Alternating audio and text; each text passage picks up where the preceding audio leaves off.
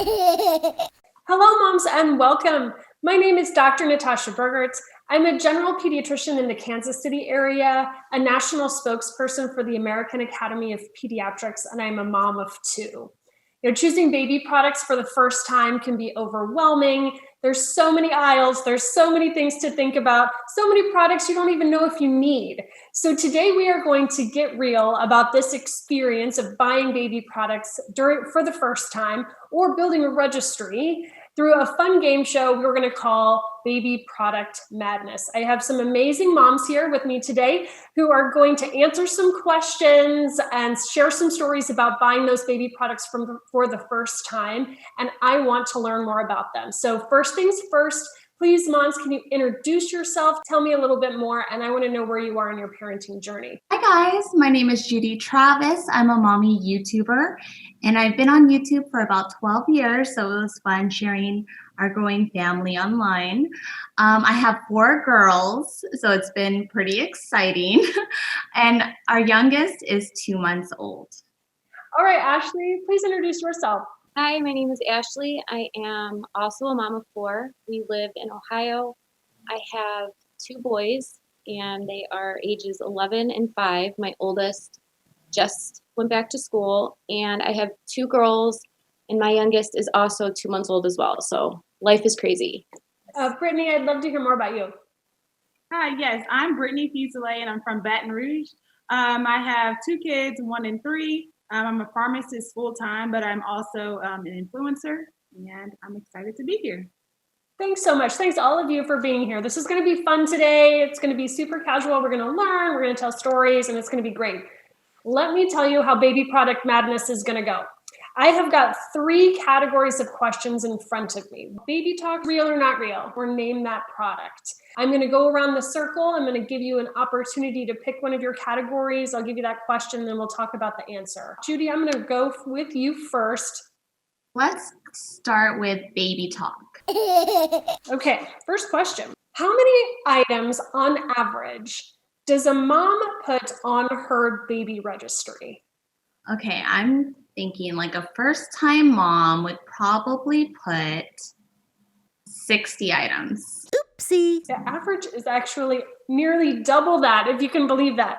So according to Baby List, moms average 121 items on their registry. That's 2018 data. I was not even close. So when you registered for your products, were you closer to a lower number, obviously? Yeah, I was, but I guess that makes sense because you want to make sure that you cover everything.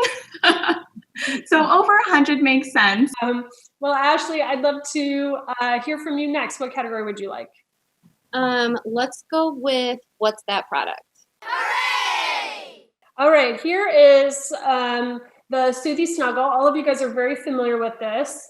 We love this product, or I do specifically, because we can remove the Soothy Snuggle from the plush toy to wash each item appropriately. The Soothy is one-piece construction, but it has a hole in the middle. What is the hole for? I'm not super sure. What I always thought it was for was so that it wouldn't fall out of the baby's mouth, and you could hold it there. But I'm not entirely sure. No, I think you're exactly right. So this hole is built so you can stick your finger right in there, help your baby learn how to use the Soothy, help keep it in. Obviously, you have the plush toy on the Soothy Snuggle to help you with that too, but I think you're exactly right. Brittany, what category would you like next? I will go with baby talk. How long does it take a breastfeeding mom to establish a good milk supply? I would say within 2 weeks, from 2 weeks of giving birth. Oopsie. That's a great start. So within 2 weeks of life, most babies have regained their birth weight back because mom's milk supply has been established and is on the upswing. We would consider a mom to have a fully established supply closer to 3 to 6 weeks after baby has been nursing for a little while and we can confirm that they're gaining weight.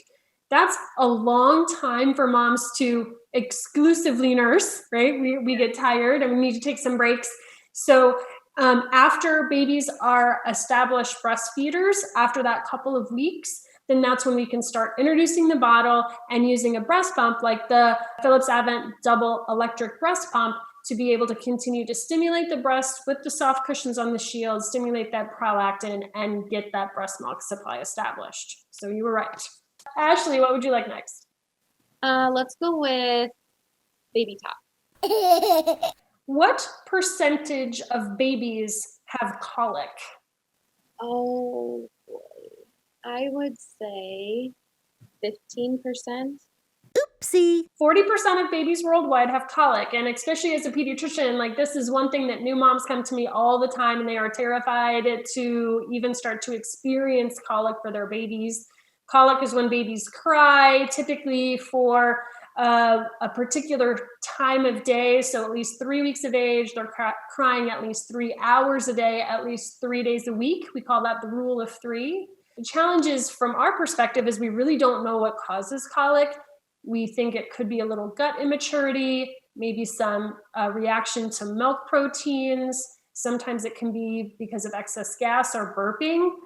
So we like to have good tools to help us soothe our baby if they do have fussy periods. Did any of your babies experience colic? Do you have any experience with trying to soothe a really grumpy baby? I was absolutely unlucky because I felt like all of my babies had colic. With my firstborn, Juliana, we didn't know anything about babies, so she was crying all night. So I felt like we never had sleep. I always had to pick her up because she was crying constantly. So it was terrifying, and we didn't know what to do. We tried everything. And at the same time, I was trying to solely nurse, which I think was also a combination of maybe she was just hungry because I wasn't producing enough milk. So I wish I would have introduced formula sooner. And I think it's awesome that Avent has the anti-colic bottles available. And if I knew that, if I could have gone back and told my younger self that, I would have just given my baby formula from the get-go and not worry so much about solely nursing. The Philips Avent anti-colic bottle has an air-free vent, so it will be able to remove the air from the nipple, from the bottle nipple, no matter what position the bottle is in, which is really helpful because we do think that gas adds to the discomfort of babies who have colic. Oh, great answers, you guys. Brittany, here's a real or not real. Strap on speakers for your baby so your baby can rock out in the womb. I kind of feel like that's true. That is real. That's right. Have those baby listening to music and talking to everybody. All right, Ashley. Let's do baby talk. Ashley, what is the technical term when you alternate between a breast and bottle feeding? Supplementing. Oopsie. Oh, close. When you came into the pediatrician's office, we would refer to that as combination feeding, that you're feeding both. Supplementation feeding also uses the bottle in the breast, but usually is a more temporary situation. Combination feeding would be a choice of a mom that's how she likes to feed. The Philips Avent natural bottle is one of the most natural ways to bottle feed because you can see that the nipple is nice and wide, just like a mother's breast. It helps baby have a nice wide latch. The nipple is very soft and flexible, but it doesn't collapse. When we're doing combination feeding, choosing tools that is going to facilitate that nice transition from bottle to breast and back and forth is critical. And Philips Avent has a great tool for that, and so many of the moms that do that combination feeding. Judy, do you want to pick a category? Let's do name that product. Hooray! All right, what is this? Oh, that's a nipple shield. That's right. Yes, that is a nipple shield. This is a Philips Avent nipple shield, super soft. I think this is one of the most underutilized products for nursing, and so many moms don't know that this exists too. That's why I love this question. It really promotes a good latch and let mom get a little bit of relief, a little bit of pain relief, and help that baby latch, especially during times in their life when they're cluster feeding, or way at the beginning when their latch might not be quite as mature as we want. So you're exactly right. Nipple shield, love that. Does that help with when you're blistering? Yes, it will put that physical barrier between you and the baby and still allow them to work at their natural breastfeeding latch without causing more trauma to the nipple. And some physicians will give special creams to nursing moms that you can actually put special creams on your nipple first, then put on a nipple shield so there's some more lubrication. The baby still does great. You're still doing exactly what you need to do to stimulate that prolactin and get that milk supply up, but not have to worry about pain or trauma to the nipple during that transition. I have a lot of moms that have a pain, especially in those first few weeks of learning how to breastfeed. And when you have pain, just like we talked about before, with that affects that release of that hormone from your brain, because you retract. You don't want to have baby latch anymore. And so using these tools, both of the nipplet to make sure that the nipple's in a good position and your nipple shield, will allow you to have a much more comfortable and relaxed experience to help both baby do the work of feeding and to be able to help mom's milk supply get established in a very comfortable way. But highly underutilized. I love nipple shields. I really do, for a lot of my moms. Ashley, what category would you like? One more. Okay, let's go with, what's that product? Hooray! We've talked about this a bit. You might recognize it. What is this?